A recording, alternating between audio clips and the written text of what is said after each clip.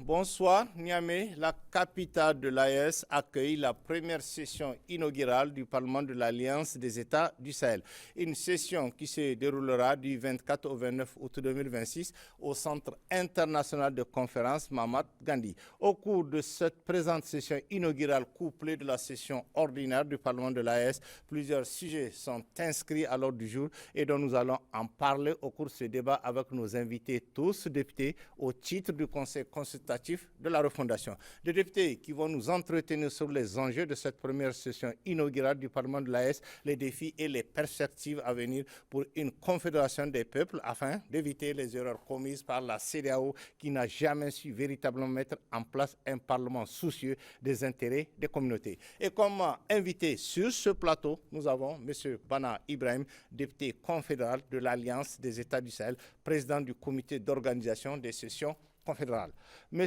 Efred Mouloul Al-Hassan, député confédéral de l'Alliance des États du Sahel. M. Nuhu Mohamedou Arjika, député confédéral de l'Alliance des États du Sahel, président de la Commission refondation politique, culturelle et institutionnelle. Et Mme Karki Ramotou Adamou Haruna, député confédéral de l'Alliance des États du Sahel.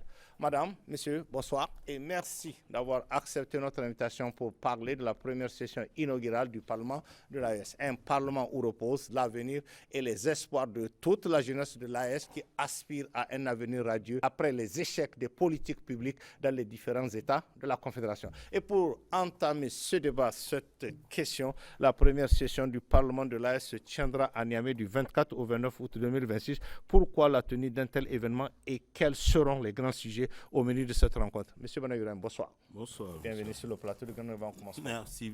Merci d'abord de cette occasion que vous nous donnez de parler sur un événement de grand standing et qui est important dans le cadre de l'opérationnalisation de l'Alliance des États, la Confédération des États du Sahel, AES. Cette manifestation, comme vous l'avez rappelé, qui se tiendra dans notre pays à partir du 24 août, est une étape cruciale et essentielle dans le cadre de la mise en place des différentes instances et organes prévus dans le cadre de la charte portant création de la Confédération, mais surtout le protocole additionnel au traité portant création de l'AES qui a été ratifié par les chefs d'État, qui a été signé par les chefs d'État de pays membres de l'AES à Bamako en décembre dernier. Donc c'est le parachèvement de la mise en place de toutes les institutions prévues dans le cadre de ces textes que je viens de rappeler, que Niamey aura l'honneur d'abriter, comme nous avons abrité également la cérémonie de signature portant la naissance même de l'Alliance des États du Sahel.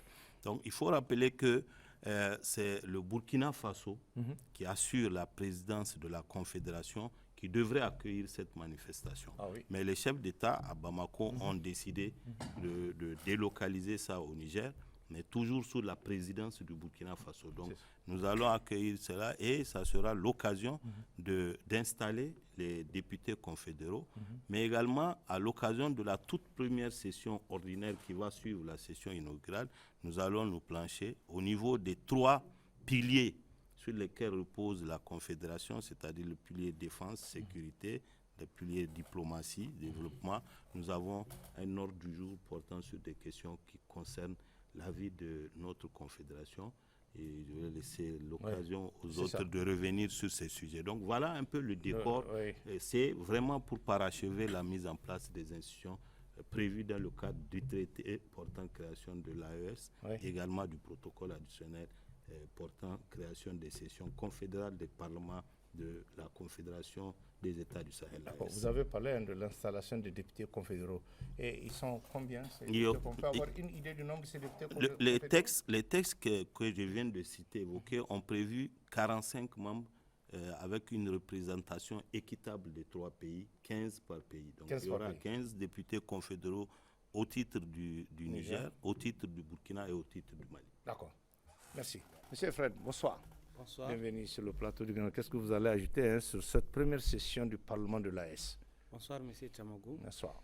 Effectivement, comme l'a si bien dit l'honorable Bana, c'est cette session confédérale des parlements de l'AES fait suite au protocole additionnel signé le 23 décembre 2025 à Bamako par les 3 chefs d'État de l'AES, donc qui ont accepté de fédérer leurs forces, leurs énergies institutionnelles pour créer un parlement, pas à l'image des parlements qu'on a connus d'alors, notamment celui de la CEDEAO, mais un parlement des peuples, au service des peuples du Sahel, de l'Alliance des États du Sahel. Et donc, à partir du 24 prochain, à Niamey, il y aura la première session inaugurale d'abord. Ensuite, 2 jours après, s'ouvrira la session ordinaire, proprement dite, par les 3 présidents des parlements du Mali, du Niger et du Burkina Faso, avec les 15 membres députés confédéraux du Niger, du Mali et du Burkina Faso. Donc, avant la session ordinaire, il y aura la session inaugurale qui sera installée par les chefs de l'État, le président de la République, son Excellence le général d'armée Abdrahmane Tchani, à Mahatma Gandhi. Donc ensuite, s'en suivront les travaux. 2 jours après, il y aura la session ordinaire qui sera lancée, dirigée par les présidents du Parlement de la Confédération AES, notamment du Burkina Faso, assistés par les 2 présidents du Mali et du Niger, du Conseil consultatif du Niger et de l'Assemblée de transition du Mali.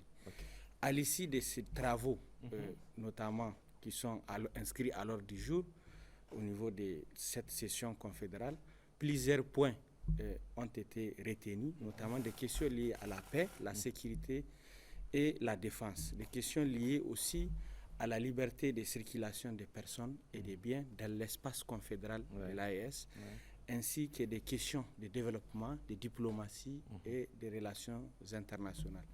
Je pense que toutes ces questions feront l'objet des propositions, des discussions et des recommandations à l'issue de la session ordinaire qui s'ouvrira aussi le 26, Inch'Allah. D'accord. Parlant de la question de la libre circulation des biens et des personnes dans l'espace AES qui pose toujours des problèmes, est-ce que au cours de vos échanges, de vos discussions, parce qu'il y a un comité qui a été mis en place pour travailler sur cette session, comment cela va être réglé? Parce que les citoyens de l'espace AES se plaignent beaucoup, que ce soit au Niger, au Mali ou au Burkina, quand ils se déplacent, c'est vraiment un parcours de combattant.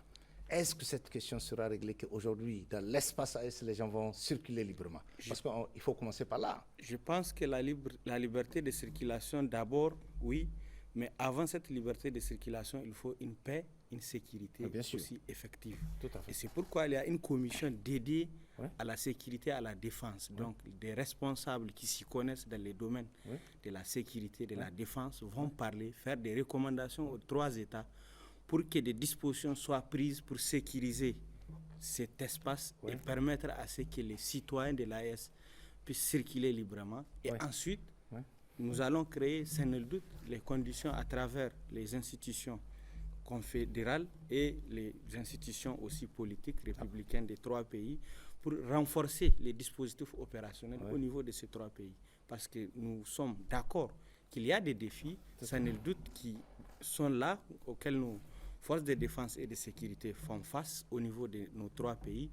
Mais à cœur vaillant, comme on le dit, rien n'est impossible, surtout quand on sait l'engagement et la volonté commune de nos chefs, de nos 3 chefs d'État de l'Alliance des États du Sahel. Oui, mais Fred, il y a certes cette question de sécurité qui se pose aux 3 pays, mais le véritable problème, c'est au niveau des checkpoints, au niveau de la police, du contrôle policier ou douanier. C'est là où le problème se pose. Qu'est-ce qui va se passer? Parce que c'est ça la vérité, puisque aujourd'hui on est dans un... C'est ce qu'on a connu pendant la CEDEAO. On dit la CEDEAO est là pour la communauté, mais pourtant, quand les gens se déplacent d'un pays à un autre, c'est un problème. Est-ce qu'on va connaître la même situation au niveau de l'AES ou pas? C'est au niveau de checkpoint par la sécurité. Comment ça va se passer? Je pense qu'il y a un comité les gens qui a parlent été de mis en raquettes place. au sein de ces polices ou de ces douaniers dans les 3 pays, je dis, pas un seul pays dans les 3 pays. Comment ça va se passer? Il y a un comité qui a été mis en place depuis par les 3 États dans ce sens-là. Et sous réserve des recommandations et des conclusions de ces comités, nous pensons qu'il est important à l'issue de cette session, cette première session, de discuter en tout cas de ces points pour que des recommandations importantes soient assorties à l'issue de ces travaux. Merci. Par rapport à cette question. Merci. Monsieur Nouachka, bonsoir. Bienvenue aussi sur le plateau du Grand. Qu'est-ce que vous allez ajouter sur cette première session du Parlement de l'AES qui se tiendra à Niamey? Je vous remercie très sincèrement pour cette initiative que vous avez eue de nous inviter pour parler de cet événement important qui va s'organiser dans notre pays. Et comme l'a bien expliqué le président du comité, M. Bana, c'est un comité en fait très élargi, qui est inclusif, qui a permis de regrouper tous les acteurs qui vont aider à ce que l'organisation de cette première session inaugurale puisse se faire. Normalement, du point de vue, comme ils ont dit, du point de vue des textes, en principe, c'est au Burkina qu'on est censé pouvoir organiser ça, parce que c'est l'année du Burkina, c'est le président du Burkina qui est le président de la Confédération. Donc, normalement, tout ça, ça doit s'aligner. Mais pour des questions que les chefs d'État ont appréciées à leur niveau, ils ont décidé une autre proposition. Et notre président avait souhaité proposer que le Niger puisse abriter ça. Et ça n'a pas été un problème. Les autres ont dit que c'est une bonne chose. Ça permet d'alléger un peu les trop pleins de réunions qui sont déjà en train de se faire au Burkina sur plusieurs chantiers.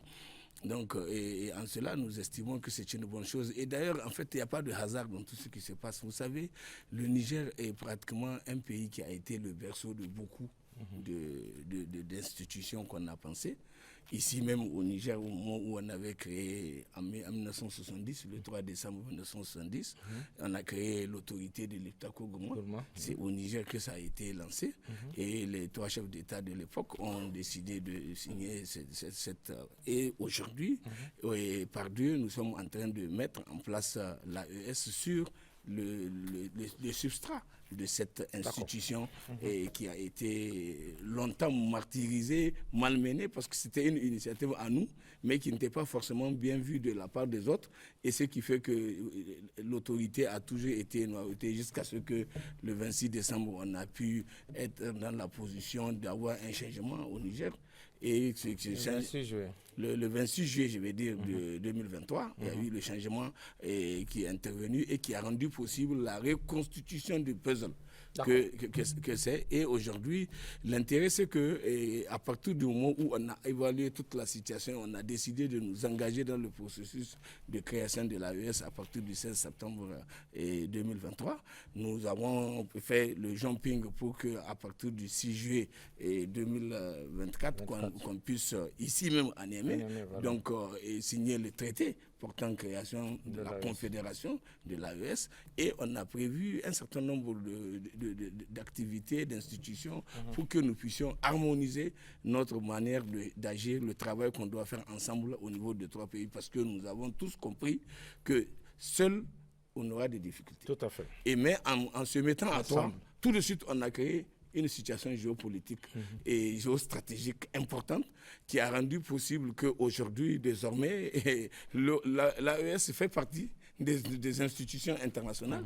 Et vu au niveau international, même ceux qui étaient contre hier ou qui pensaient que ça n'allait pas marcher, aujourd'hui, ils sont obligés de reconnaître que c'était la bonne décision que nous avons prise. Et maintenant, et comme il le dit, le Parlement qu'on vient de mettre, enfin, qu'on a déjà prévu, le Parlement confédéral, qui est une des institutions de cette confédération, donc c'est lui qui va être installé ici au Niger, donc et ça va être installé sous l'autorité du président de la République du Niger et sur, comment on appelle ça, sur délégation du président de la Confédération et le président du Burkina Faso. Donc, comme les deux autres assurent la vice-présidence de la Confédération, donc au lieu de se déplacer, il a estimé qu'il peut déléguer ce mandat pour que le président du Niger puisse venir faire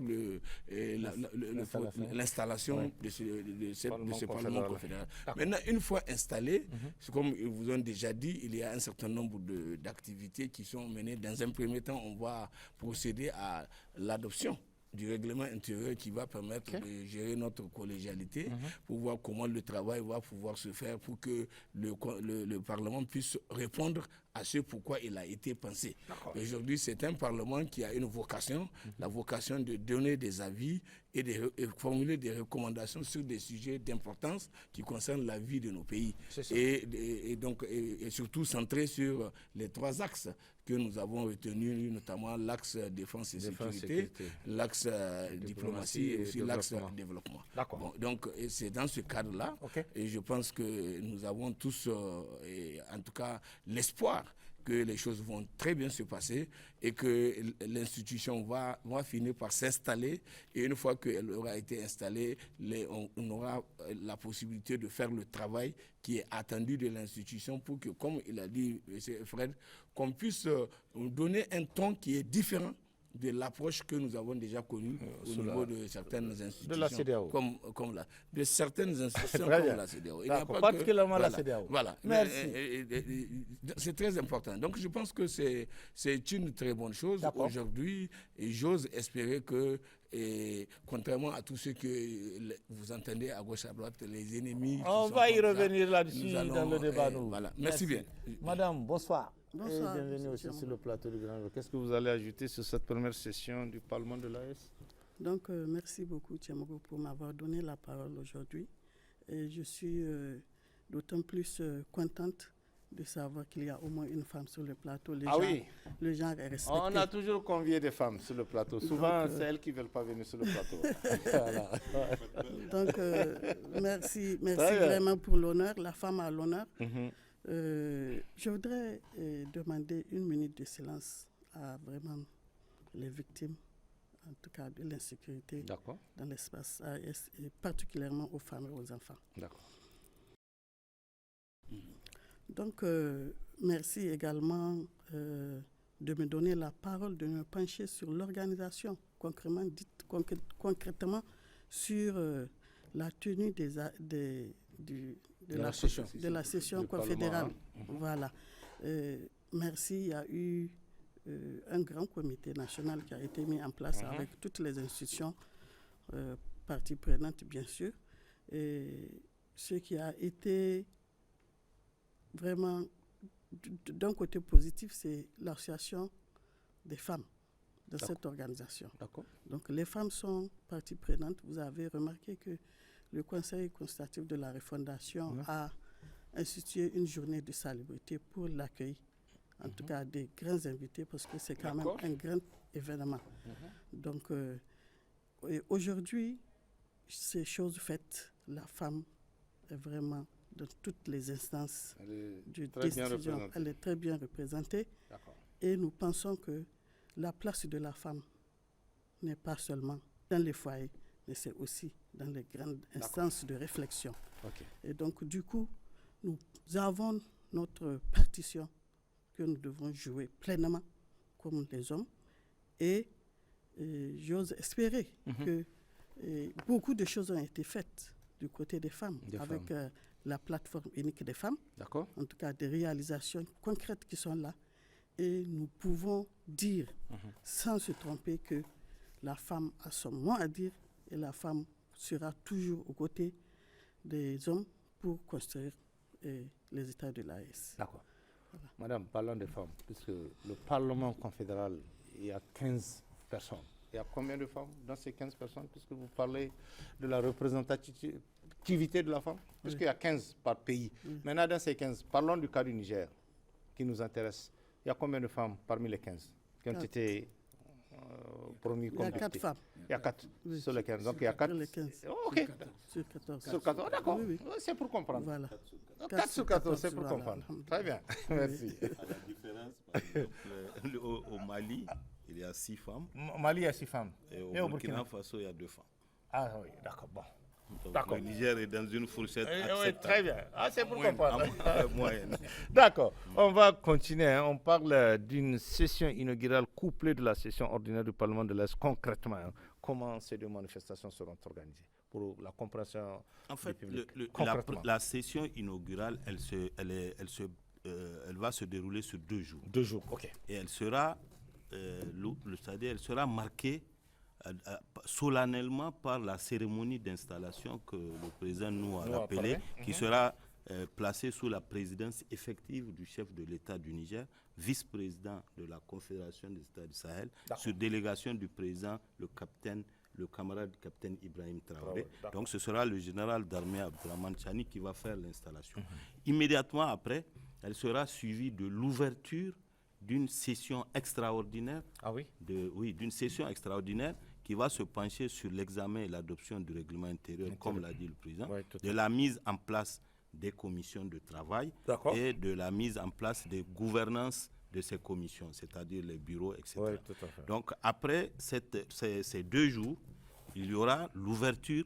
Maintenant, les 2 jours, ça se déroulera à Mahatma Gandhi. D'accord. Donc ensuite, 24-25. Donc le 26, les députés confédéraux seront réunis à nouveau en session ordinaire, cette fois-ci, la première session ordinaire, avec un ordre du jour bien précis.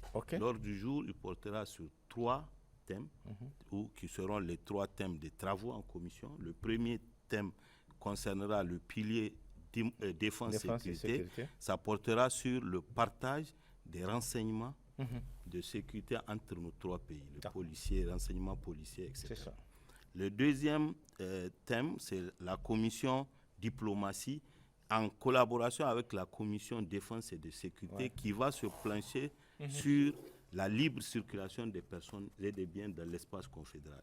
Et ensuite, la troisième activité concernera le pilier développement. Et cette commission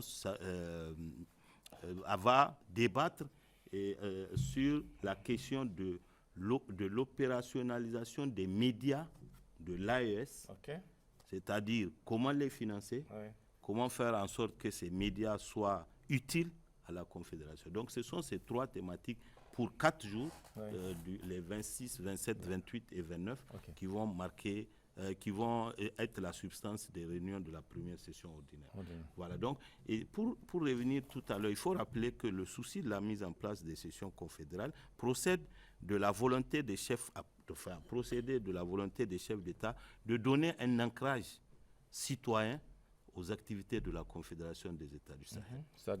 C'est-à-dire, les sessions confédérales seront une sorte de courroie entre le peuple et l'exécutif des confédérations. C'est-à-dire, les sessions confédérales permettront de traduire en propositions de politique publique les aspirations de nos 3 peuples à vivre en symbiose, à mettre en commun notre intelligence et nos moyens de bâtir, comme dit le triptyque de notre société, un espace, un peuple, un destin commun.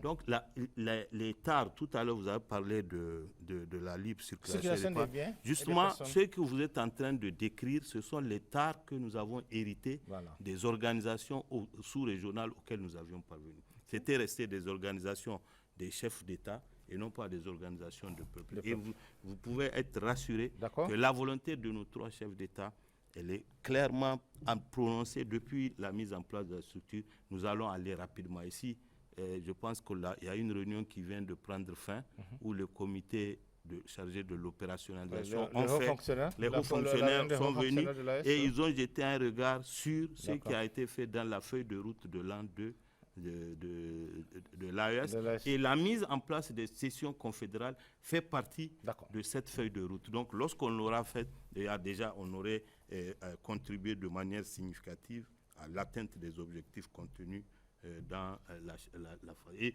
je vous assure que... Il n'y aura plus de tracasseries. Parce que c'est ça la vérité. Aujourd'hui, vous quittez le Niger pour le Burkina, vous quittez le Burkina pour le Mali, vice-versa, il y a toujours des tracasseries.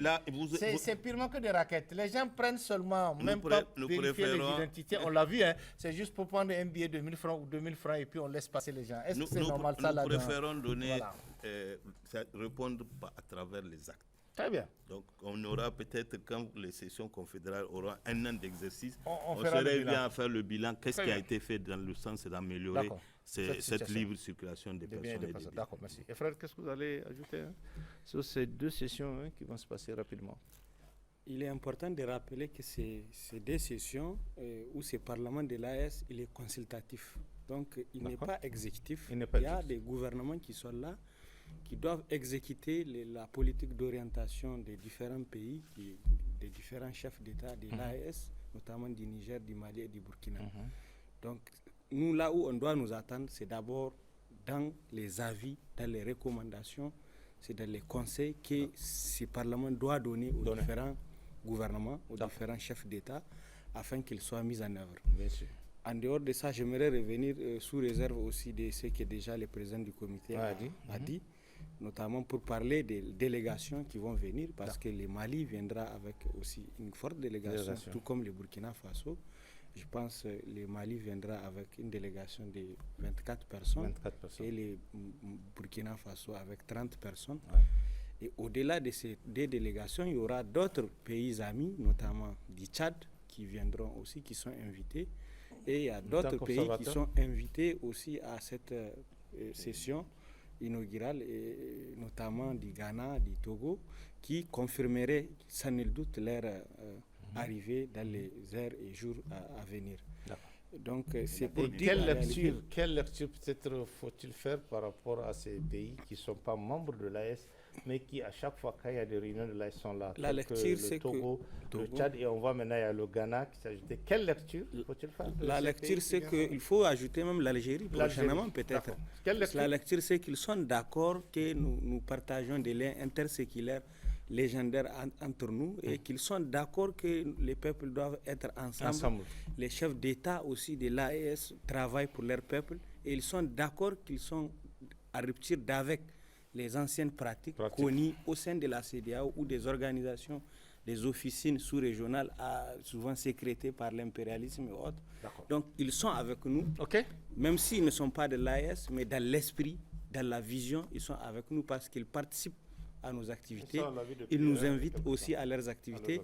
Et donc, ils matérialisent ce vœu de nos figures emblématiques, de nos grands leaders des années 60 qui ont voulu qu'une Afrique soit unie, que les leaders de l'Afrique soient unis au détriment de toutes les autres velléités.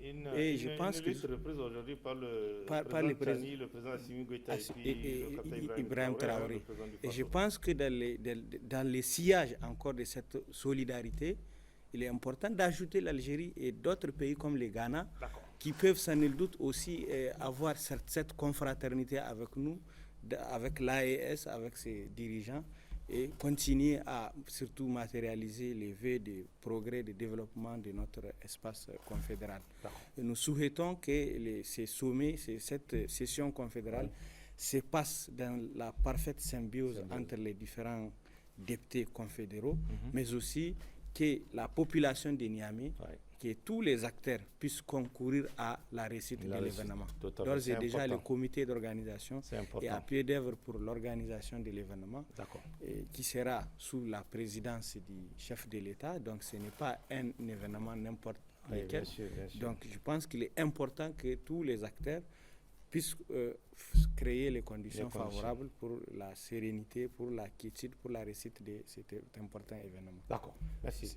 Président, qu'est-ce que vous allez ajouter sur ces deux manifestations qui sont organisées à l'occasion de cette session du Parlement de l'AES? Non, je pense que c'est bien le président du comité et Fred, ils ont déjà dit beaucoup de choses très intéressantes pour montrer exactement, et du point de vue organisation matérielle, logistique, qui est notre responsabilité au Niger pour que les choses se passent bien. Et ça, maintenant, ce qui est absolument important que les uns et les autres doivent retenir, on a conçu l'approche confédérale et dans ce cadre, on a pensé à mettre en place un dispositif de ce genre qui sera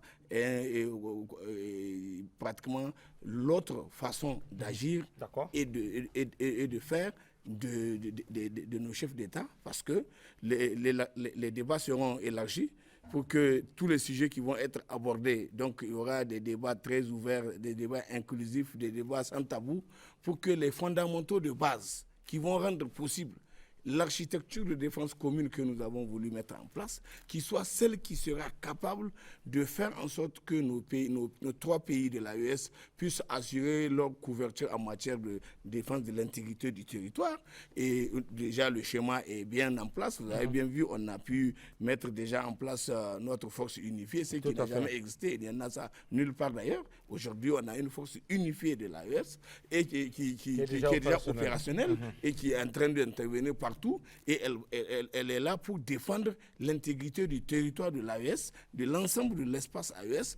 Et donc, on a dépassé déjà ce stade où on travaille seulement pays par pays. Non, désormais, sur le plan de la défense, de la sécurité, et quand une attaque ou une menace concerne le Mali, le Burkina ou le Niger, ça concerne l'AES. Et donc, c'est avec cet outil disponible là et sous l'autorité des présidents de la Confédération et que les choses vont se passer pour que les dispositions soient prises pour assurer notre défense. Ça, c'est important. Maintenant, il est important quand on a prévu qu'au niveau de la Confédération, qu'il y a une commission de défense et sécurité qui va prolonger la réflexion et faire des suggestions sur des problématiques qui concernent ces questions de défense et de sécurité, y compris ce que vous avez dit, la question de la libre circulation des personnes et des biens. Vous avez parlé des checkpoints, là où les problèmes, on les rencontre très souvent. Sûr, Quand les gens viennent entre les 2 pays, il y a toujours des gens qui sont là, qui jouent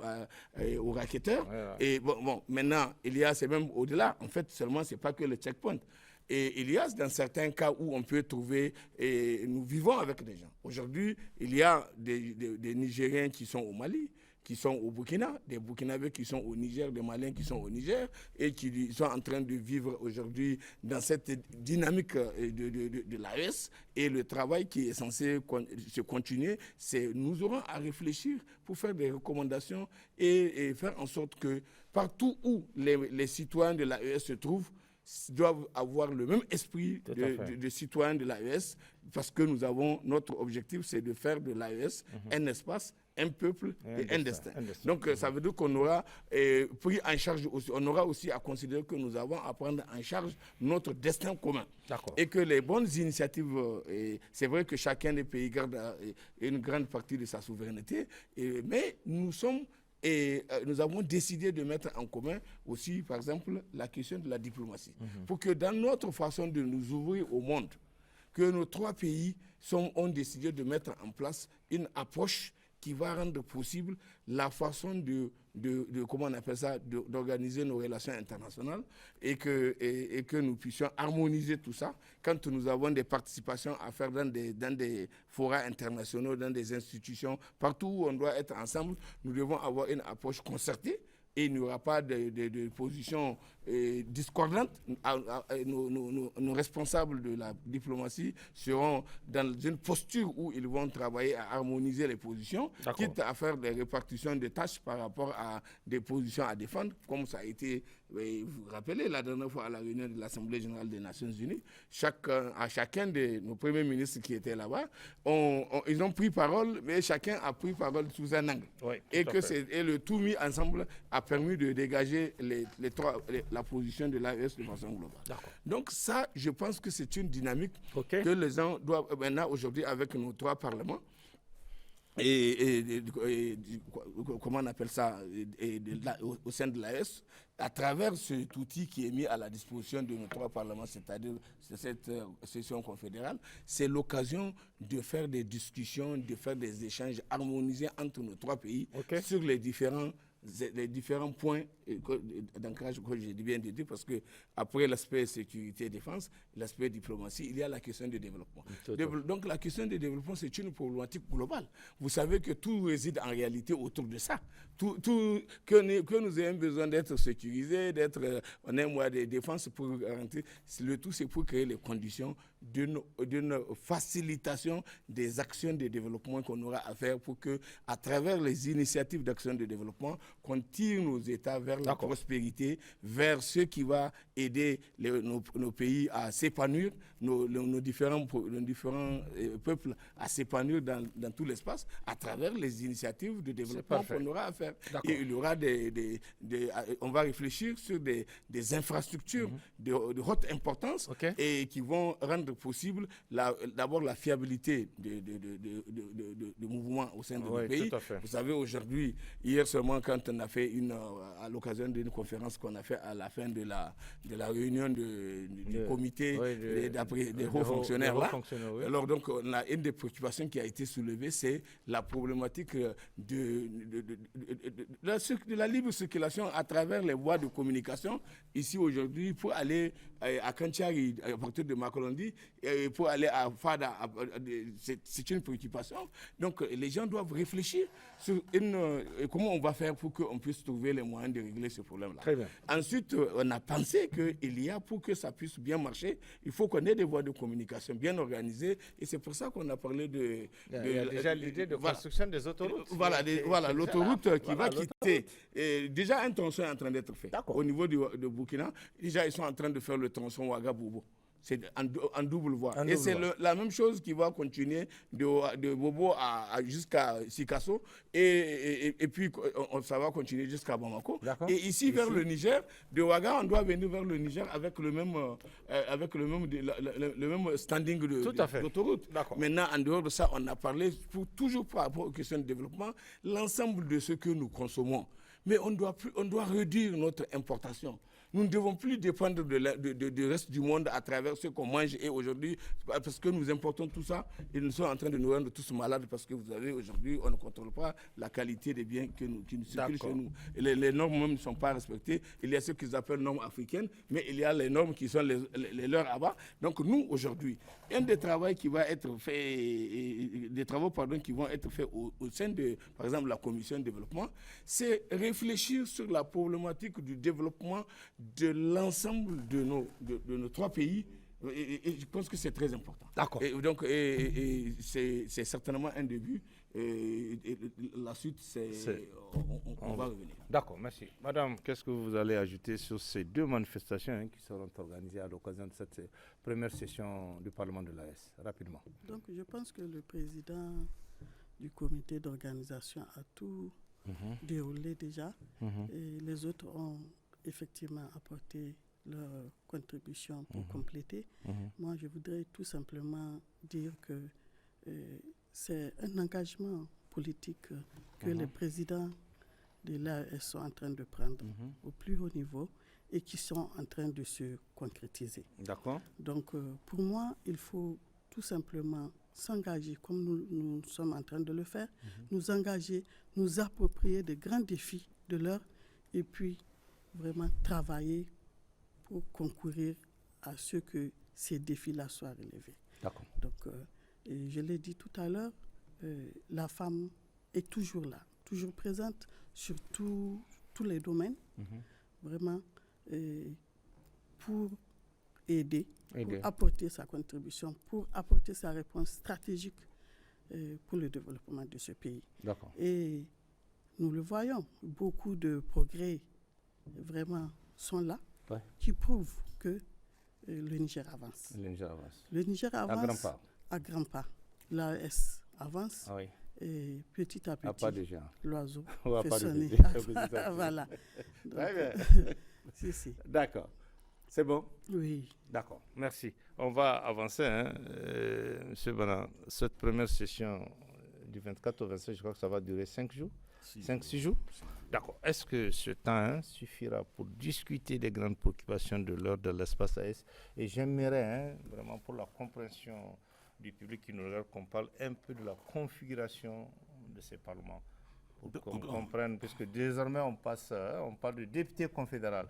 Or, dans l'imaginaire des gens, quand on parle de députés, c'est quand même des gens qui ont été élus. Non. Or, que ça soit, non, je précise, que ça soit au Niger, au Mali, au Burkina, on sait très bien qu'il n'y a jamais eu d'élection pour mettre ces structures en place. Alors, pour la compréhension, qu'est-ce qu'il faut dire de cette configuration du Parlement? Il s'agit de quoi exactement? On parle d'abord de chez nous.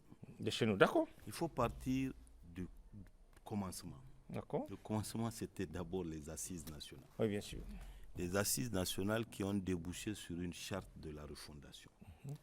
Et au cours des assises nationales, les représentants de l'ensemble des couches socio-professionnelles, issus de l'ensemble des régions de notre pays, les 9 régions, y compris la diaspora, 700 et quelques personnes ont décidé de mettre en place un dispositif institutionnel que nous avons estimé en phase avec notre passé institutionnel d'abord. Parce qu'on a jeté un regard rétrospectif sur ce qui s'est passé pendant la colonisation, jusqu'à l'après l'indépendance, jusqu'à l'avènement de la démocratie représentative. Et on a décidé que pour accompagner le processus actuel de la refondation, nous voulons d'un conseil consultatif de la refondation. Exact. Que nous avons estimé en phase avec nos réalités socio-culturelles. D'accord.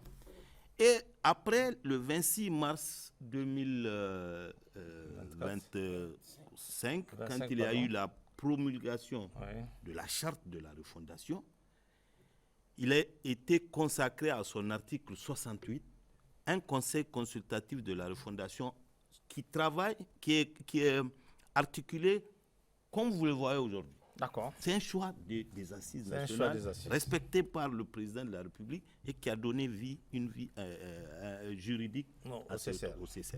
Et dans l'ordonnance qui crée par la suite le CCR, il est prévu un article qui dit qu'à l'international, le Conseil consultatif de la refondation représente le Niger dans les instances parlementaires régionales et internationales.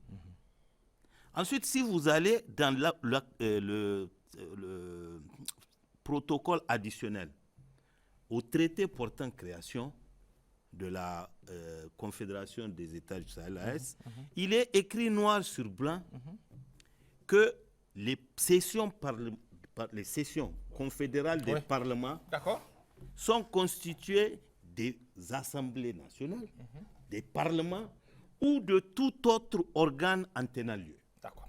C'est qu'on est dans une phase de transition, de refondation, de transition au Mali, de refondation et de révolution au Burkina.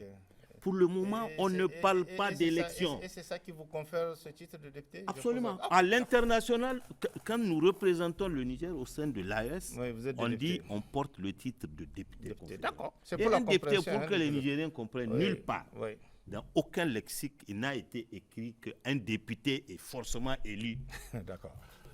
On dit un député, c'est quelqu'un qui est délégué pour représenter tout parti d'un groupe social. Et aujourd'hui, il n'y a pas d'élection au Niger. Les gens vont souffrir parce qu'on a décidé que le premier moment où on va revoir même les conditions d'organisation des élections, c'est 5 ans à compter de la promulgation de la charte de la refondation. Pour le moment, il y a nécessité de donner un ancrage populaire, et le chef de l'État qui a élu. Est-ce qu'ils ont, ceux qui parlent d'élection, ils ont élu un chef d'État? Ils ont élu un ministre? Le chef de l'État, en vertu des pouvoirs que lui confère la charte, a décidé de confier la tâche en attendant un jour des élections de représentation du peuple à 194 Nigériens, que personne ne dépasse ni en droit ni en devoir. D'accord. C'est un choix du chef de l'État de conférer la représentation populaire à 194 membres. Donc, aujourd'hui, il n'y a pas à rougir devant n'importe quel parlement. Quand nous partons dans les forats, que ce soit au niveau de l'AES ou bien même ailleurs, mais on ne rougit devant aucun. Les parlements de l'Arabie Saoudite, du Koweït, ils sont élus par qui? Très bien. C'est bon à savoir. Ils sont élus par qui? Très bien. Donc, chaque société a le droit de choisir son mode de fonctionnement, le mode de représentation. Et je vous dis, c'est l'ancrage populaire. Aujourd'hui, le CCR n'a pas à rougir parce que, pour que les gens se comprennent, même l'architecture institutionnelle des sessions confédérales a été mise en place à l'image du Conseil consultatif de la refondation. Du Niger. Du Niger. Comme l'a rappelé le jeune frère et Fred, les sessions confédérales ont un rôle consultatif. D'accord. Ils émettent ils donnent des avis quand ils sont saisis par le collège des chefs d'État ou les concessions des conseils des ministres de la Confédération, et ils peuvent s'auto-saisir sur toute question qui intéresse la vie de la Confédération dans le cadre des prérogatives reconnues à la Confédération, dans les 3 du. Donc, nous sommes aujourd'hui en phase au sein du Parlement de l'AES par rapport à ce qu'est le CCR, ce que nous avons voulu au niveau des assises que le Conseil consultatif de la Fondation. D'accord. Merci, député Bana. Et pour le temps, les 6 jours, c'est... Vous savez, comme l'a rappelé, il faut, ça c'est une première session de mise en jambe pour un Parlement. Okay. On ne peut pas se réunir sans discuter de thèmes. C'est pour ça que les 3 thèmes ont été retenus. Et on pense que ce sont les thèmes qui sont les plus actuels et les plus urgents. Et à l'issue de ça, nous allons... on a vu la libre circulation des personnes et des biens. C'est l'une des plus grandes attentes. On a vu des sessions par ailleurs, de Parlement qui durent 3 mois, 90 jours et sans grand résultat. Et nous, nos chefs d'État ont décidé d'éviter cette lourdeur institutionnelle. Voilà, ça on a vu, même des sessions de 2 mois, des sessions extraordinaires de 2 semaines qui n'ont pas donné de grands résultats. Et vous voyez, pour nous, le fait qu'il n'y a pas de lourdeur dedans, aujourd'hui, le député confédéral, nous, Mohamed Arzaka, quand il siégera à partir du 24, et il sera traité comme quand il est au CCR. Très bien, merci, c'est bien dit. Oui, Alfred, qu'est-ce que vous avez ajouté rapidement sur cette question, sur les grandes préoccupations qui seront discutées en 6 jours? Effectivement, il faut parler aussi de l'ossature de ces parlements confédéraux de l'AES qui reflètent nos réalités. En réalité, tous les bruits qui est fait, c'est de la sémantique, comme l'a si bien expliqué Bana. Je pense que l'essentiel, c'est le travail, c'est l'effectivité de la mission pour laquelle ces institutions ont été créées. Tout à fait. Ce qui a toujours manqué. Parce que pourquoi on est arrivé là concrètement, c'est parce que ça n'a pas marché. Tout à fait. Tous les formats ont été expérimentés, mais ça n'a pas marché. Maintenant, il revient au peuple, aux couches sociales, notamment lors des assises, de proposer les schémas au Niger, au Mali, au Burkina et en Guinée et ailleurs. Ça a été fait. Donc, je pense que ça ne cause pas de problème. Sinon, qui a nommé les cours constitutionnels, pas la cour constitutionnelle, la cour des comptes.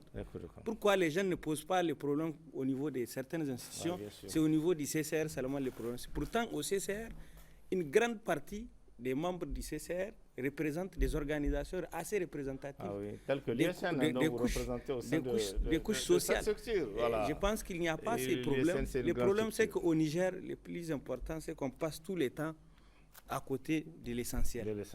Où souvent il y a des têtes, il y a des personnes, on fait des fixations sur des personnes. Or, le plus important, c'est le Niger. Le plus important, c'est le peuple. Le plus important, c'est la défense des intérêts populaires. Pour lesquels, ces intérêts-là, pour lesquels il y a eu cette refondation, pour lesquels il y a eu le CNSP. Parce que s'il n'y avait pas toutes ces ratés, il n'aurait pas pu y avoir les 26G. Absolument. Donc, dès lors que nous sommes en refondation, ce n'est plus une question de schéma, mais une question surtout des paradigmes. Les textes, les formats et autres, tout a été tenté. Mais c'est une question d'action désormais. Nous ne devons pas être seulement des institutions budgétivores, mais plutôt des institutions d'action avec des résultats plausibles qui puissent convaincre les peuples de l'AES au sortir de cette session, première session, que les peuples de l'AES se réjouissent et qu'ils accueillent les différentes délégations qui sont venues à Niamey. Et c'est notre vœu le plus ardent que les peuples aussi, parce qu'il y a des audiences qui seront quand même diffusées en public, et il y a des huis clos qui seraient sans doute prévus par la conférence des présidents. Et à l'issue de cette session confédérale, il faut d'abord rappeler, puisqu'il y a beaucoup qui ne le savent pas, qu'il n'y a pas les députés du Niger, du Mali, du Burkina. C'est une communauté de destin.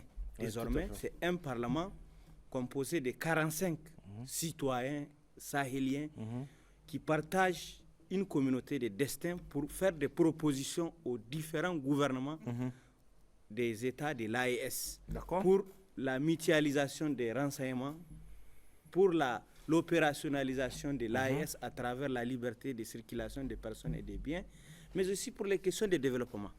J'aimerais aussi parler de ce dont les grands Baobab nous Arzika a parlé, l'honorable nous Arzika, par rapport à la commission de développement. Qui parle de développement doit parler nécessairement, impérativement de l'éducation. Oui, tout à fait.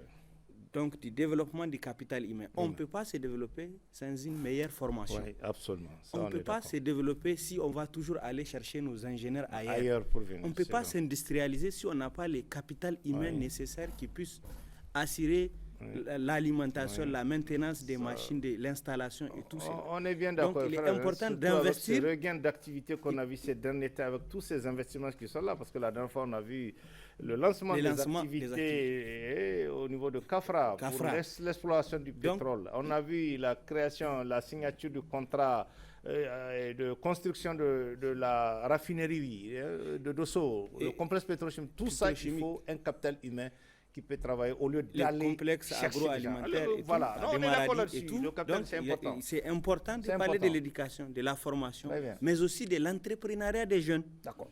Parce que c'est important que notre développement aussi concourt à ces volets qui sont éminemment importants dans le cadre du développement de notre espace confédéral. D'accord. Dans le cadre du développement, surtout des citoyens de l'AES qui attendent, eux qui ont qui attendent beaucoup et qui font confiance aux trois figures emblématiques, notamment le général Abdourahmane Tchani, le général Assimi Goïta et le capitaine Ibrahim Traoré, président de la Confédération des États de l'AES. D'accord. Merci, c'est bien. Merci, monsieur le député. Merci. Oui, député Nouarika, qu'est-ce que vous je vous remercie, mais très sincèrement et très honnêtement, avant de répondre à votre question, je me dois de me féliciter de ce que je suis en train d'entendre de la bouche de mon jeune frère, mon fiston. Je suis très content du niveau d'analyse, du niveau de compréhension des enjeux et de ce que vous avez pu développer. Et avec ça, je suis confiant. Je suis convaincu que ça va marcher. Mais ça, c'est l'école de nous. Puisqu'elle a parlé de Baba. Je suis convainchu que ça va marcher. Je suis rassuré même. C'est l'école de nous. Et je suis rassuré. Très honnêtement, je suis rassuré. Et alhamdulillah, je suis convaincu que tous ceux qui auront écouté ce débat, bien sûr. Et seront fiers de savoir la relève est assurée. Que vraiment, on peut compter. La relève est assurée. Et je suis très content. Donc, cela dit, je vais quand même ajouter autre chose qui est, à mon avis, est très important. Cette dynamique-là que nous avons essayé de mettre en place, en fait, nous avons décidé de concevoir l'AES, la confédération de l'AES, dans une perspective d'affirmation de notre souveraineté et notre indépendance. Et cette vision est une vision qui a des exigences comportementales du point de vue des attitudes et du comportement des acteurs. Et du point de vue de la manière dont nous devons nous organiser pour projeter notre devenir. Et c'est à travers les actions que nous faisons maintenant. Donc ça, c'est particulièrement très important que les uns et les autres le comprennent. Maintenant, les gens qui font des confusions par rapport aux mots député, représentant, parlement, assemblée. Bana a bien expliqué. Donc, la seule chose que je voulais, je voulais bien simplement ajouter quelque chose que les gens doivent comprendre. Nous sommes dans un processus. Il y a une situation qui a rendu possible ce qu'on vit au Niger. Tout à fait. Nous avons expérimenté depuis 35 ans, à partir de la conférence nationale, nous savons jour après jour ce qui se passe. Et le bilan qu'on a fait, en ma qualité du président de la commission fondation politique et institutionnelle des assises, nous avons pris le temps de faire l'analyse diagnostique de l'ensemble de ce qui a pu se passer. Et c'est d'ailleurs ça qui nous a permis de considérer que notre démocratie a été dévoyée. En réalité, on n'a pas vécu la démocratie, on a vécu autre chose. C'est quoi? On a vécu autre chose qui n'a rien à voir. C'est quoi cette autre chose? Cette autre chose, c'est qu'on a dévoyé la démocratie, on a dévoyé les règles. Même nos processus électoraux sont des processus qui n'ont jamais été honnêtes, qui n'ont jamais été transparents. Et on est arrivé à une phase où on fait des élections, dans un bureau de vote, tu votes, mais quand on donne les résultats, tu as zéro. Qu'est-ce qu'on peut entendre par là? Comment on peut comprendre qu'un candidat, il va dans un bureau de vote où il a voté avec son monde, il vote, et quand on donne le résultat final à la commission, on trouve qu'il a 0. Ou d'autres endroits, on va avoir des résultats qui dépassent la moyenne. On a plus de 100% de commandes. Donc ces résultats ont été validés par une cour qui s'appelle la Cour constitutionnelle de l'époque. Bien entendu, tout ça, ça fait partie, M. Abdoulaye. Tout ça fait partie du dispositif institutionnel que nous avons mis en place qui a contribué au dévoiement de notre règle. Il faut vous rappeler, dans ce pays, une Cour constitutionnelle a été capable de faire une analyse sur les candidats par rapport à la moralité des candidats. Et malgré tout ce qu'elle a été amenée à relever comme étant des manquements à leur moralité, la Cour a décidé de considérer qu'elle valide les candidats. Très bien. Bon. Et donc ça, c'est pour vous dire que c'est parce que les gens qui posent le problème, de la légitimité du régime actuel, comme la légitimité du Parlement et de l'AES qui est en train d'être mise en place, comme la légitimité du CCR procède de ce qui a rendu possible l'avènement du CNSP. D'accord. C'est important. Ce qui a rendu possible l'avènement du CNSP, c'est la source de la légitimité première. Vous avez tout et la légitimité seconde a été opérationnalisée par ce qui a pu se passer, la population, tout ce qu'on a vécu depuis le 26 jusqu'à ce qu'on ait pu chasser de notre territoire les forces d'occupation qui étaient là, qui étaient des amis de l'ancienne équipe. Tout ça là, nous avons été, c'est le peuple qui a fait. Ce n'est pas seulement les 16 membres du CNSP. C'est le peuple qui a été d'accord et le peuple s'est mis dans une situation de relation armée-nation, dans une situation de, comment on appelle ça, d'union sacrée pour défendre la République et affirmer la souveraineté de notre pays. Et c'est dans l'affirmation de cette souveraineté, c'est que je veux que les gens comprennent.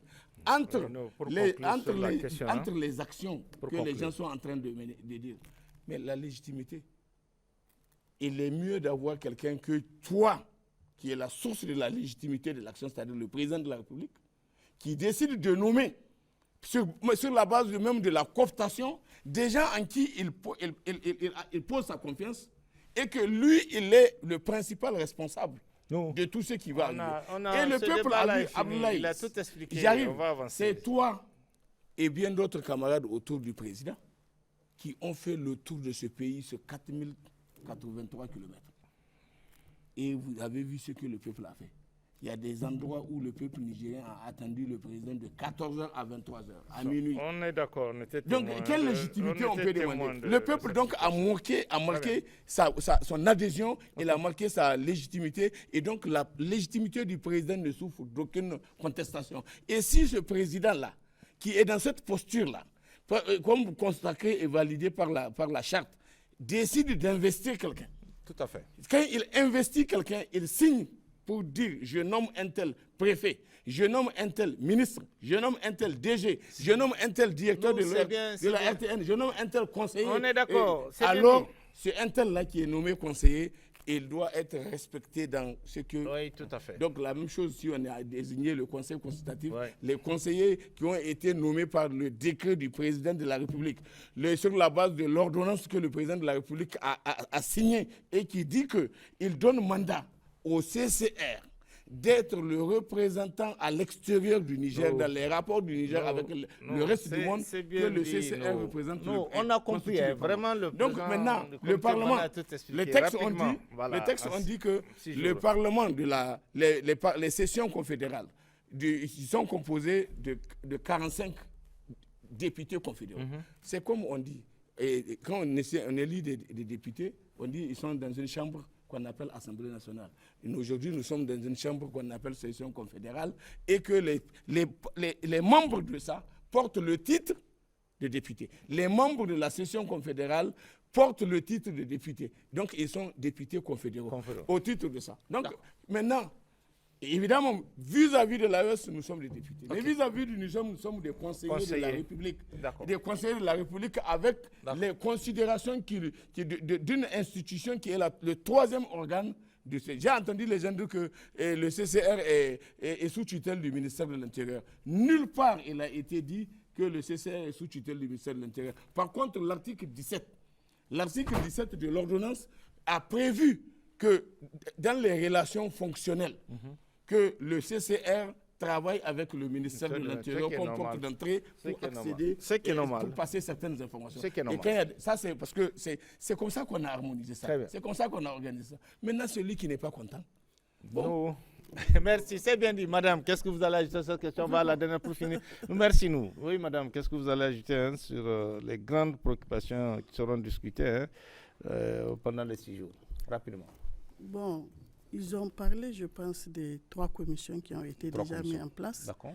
Et je pense que les dispositions sont déjà en train d'être prises pour que les députés confédéraux soient répartis dans les différentes commissions en fonction des compétences, effectivement. Mais ce que je veux rappeler, c'est que n'oublions pas que la refondation, nous sommes dans la refondation en plein et nous devons tenir compte du fait que on a besoin d'un nouveau type de citoyen qui réfléchit. Nous devons changer de mentalité. Un Nigérien nouveau, effectivement, changer de mentalité pour avancer dans les travaux. On nous a donné une énorme responsabilité pour travailler au nom de notre cher pays, au nom de l'AES. Donc nous devons mettre les bouchées doubles pour se compléter. Voilà. Un député confédéral peut être compétent en sécurité, un autre peut être compétent dans le développement. Il y a toutes les parties prenantes. Donc ensemble, la collaboration est de mise. Et comme vous l'avez vu, je pense que le Niger, Niamey a fait ses 100 ans. La capitale de l'AES. La capitale de l'AES, voilà. Donc je pense que 100 ans d'existence, c'est énorme. C'est énorme. Beaucoup de choses ont été faites. Il faut faire confiance aux députés confédéraux parce que le président de la République a fait confiance et tous les Nigériens doivent se mettre ensemble.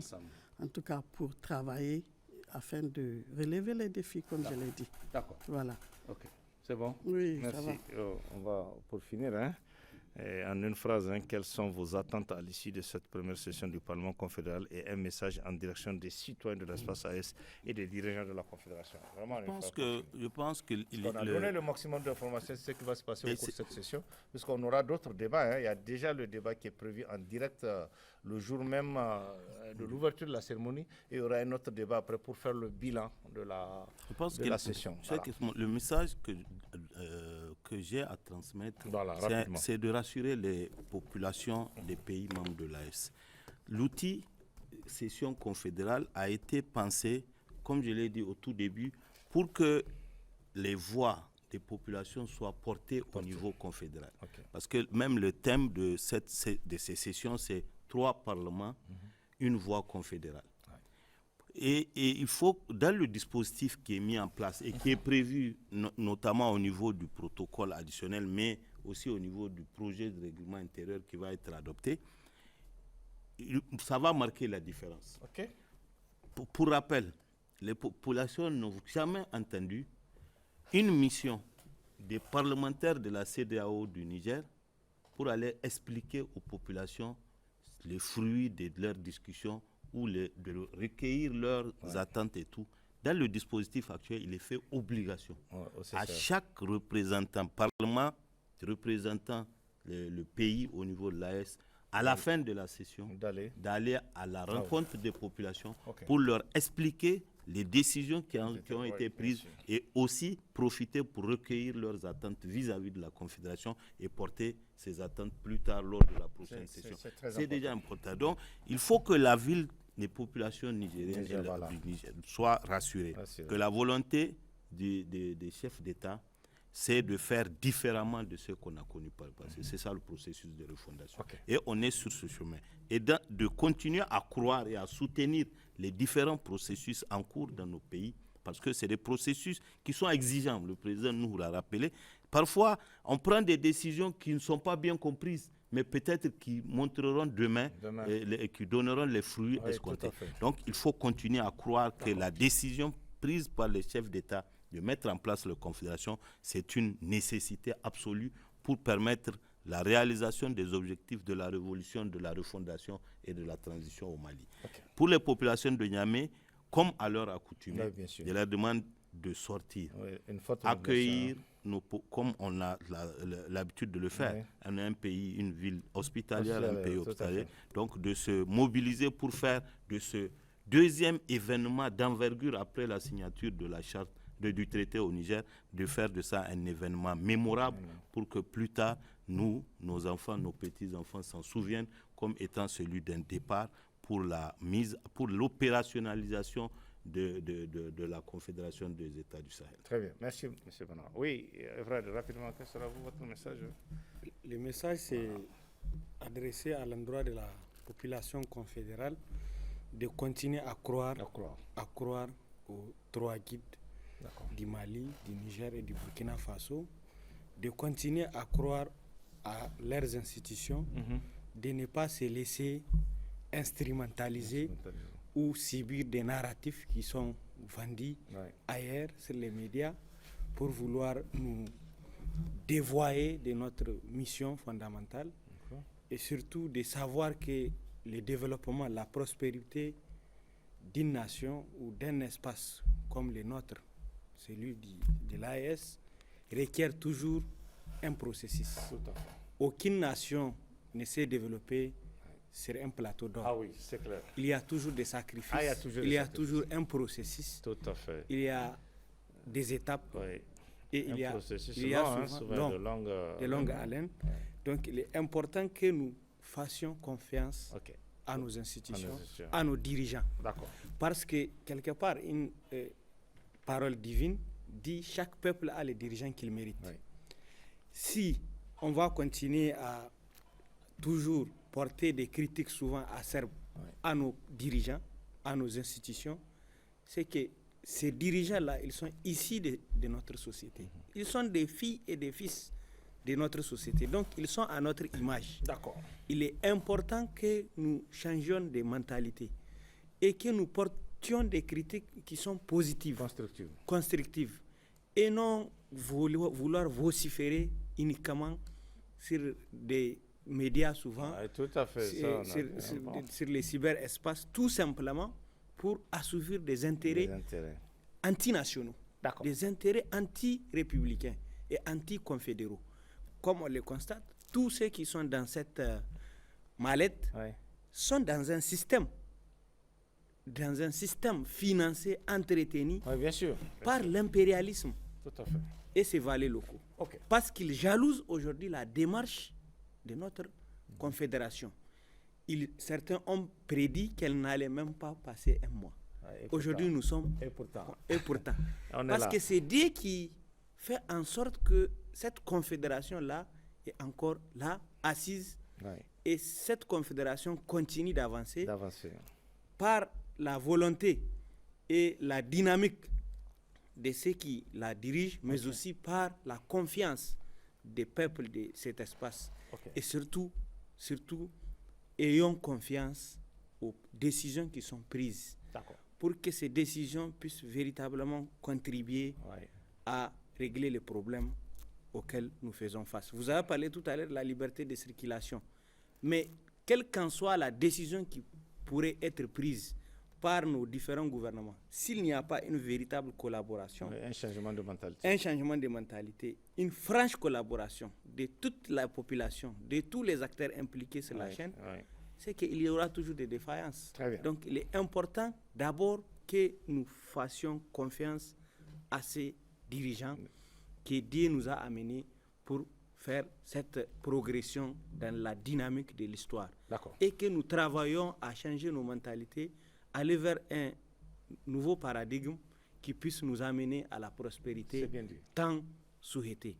Il faut rappeler aussi dans le cadre de cette session confédérale, il est prévu une visite au niveau du pré-carré, donc des martyrs, pour faire en sorte que nous prions pour la mémoire de nos vaillantes forces de défense et de sécurité, civiles et militaires, qui sont tombés sur les champs d'honneur, à l'image de tout ce qui a été prévu dans ces cadres-là.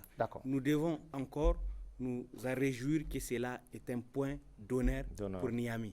Et donc Niamey doit accueillir avec beaucoup plus de flammes, beaucoup plus de chaleur, cette première activité confédérale du Parlement de l'AES. Qui est prévu pour le lundi, parce que c'est le 24, lundi prochain. Qui est prévu pour le lundi prochain. Merci. À Mahatma Gandhi. Merci. Madame, quel sera votre message? Comme ça, après, on va finir rapidement avec le président. Voilà, donc mon message, c'est, comme ils l'ont dit tous les deux, c'est que la population de Niamey sorte. On connaît massivement que l'hospitalité légendaire de Niamey est vraiment impactante. Donc nous voulons faire un appel à toutes les structures féminines, la jeunesse, vraiment de sortir. Voilà, pour accueillir les autres. Et deuxièmement, je voudrais revenir un peu sur la mobilisation générale décrétée par le président de la République. Donc pour dire que nous avons encore du pain sur la planche, ce n'est pas encore fini. Si aujourd'hui nous sommes encore là, le Niger tient, l'AES tient, c'est grâce à nos prières et nos doigts. Donc tout le monde doit retourner également dans les mosquées. Vraiment pour faire des prières collectives et porter des doigts, en tout cas à l'intention du Niger et de l'AES, pour que vraiment notre pays soit toujours protégé. Voilà. Et troisièmement, ce que je voulais dire, c'est d'être soudé. La cohésion sociale, c'est très important. Parce qu'il y a un proverbe qui dit le balai, quand il est réuni, on ne peut pas le tordre. Tout à fait. Mais dès qu'on les ressort un à un, donc c'est facilement... Bien sûr. Voilà.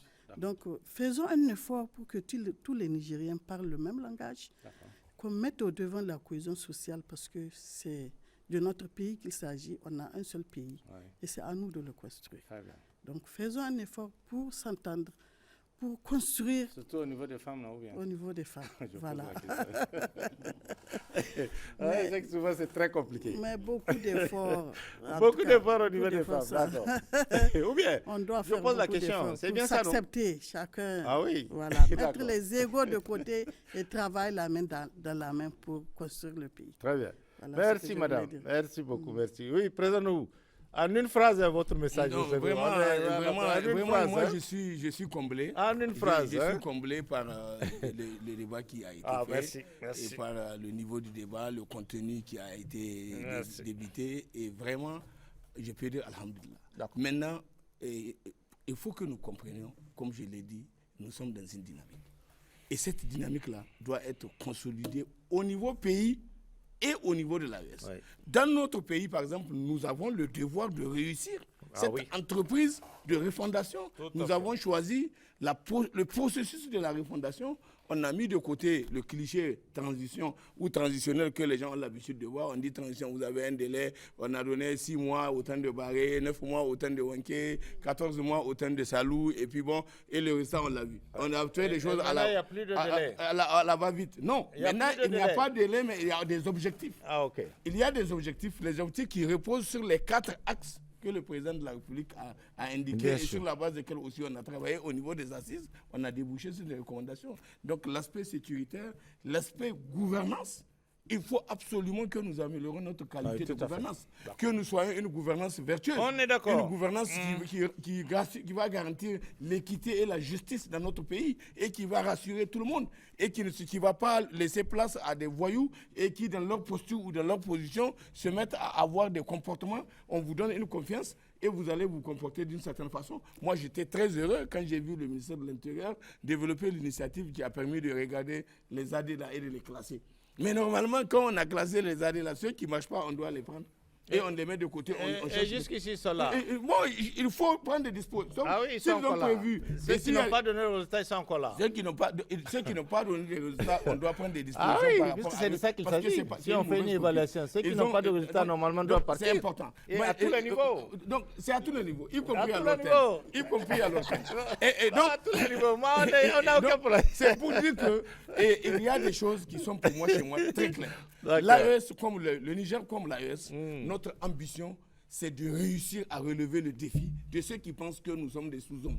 D'accord. De ceux qui pensent que nous sommes des sous-hommes et qu'eux, ils vont nous manipuler, nous diriger, nous orienter comme le cointre ou comme ça. Non, c'est bien dit. Vous avez une phrase, vous avez déjà. Nous ne pouvons pas. Nous ne pouvons pas. On aura l'occasion de revenir sur tous ces sujets. Nous n'avons pas le droit de rater. Maintenant, on aura l'occasion de revenir petits sur bruits ces à gauche à sujets droite. dans les prochains Il y a le travail qu'ils ont dit. D'accord. Il faut se déployer dans les différents pays pour aller faire la sensibilisation. D'ailleurs, ce qu'il dit là, ce n'est même pas en termes de quand on revient dans le pays.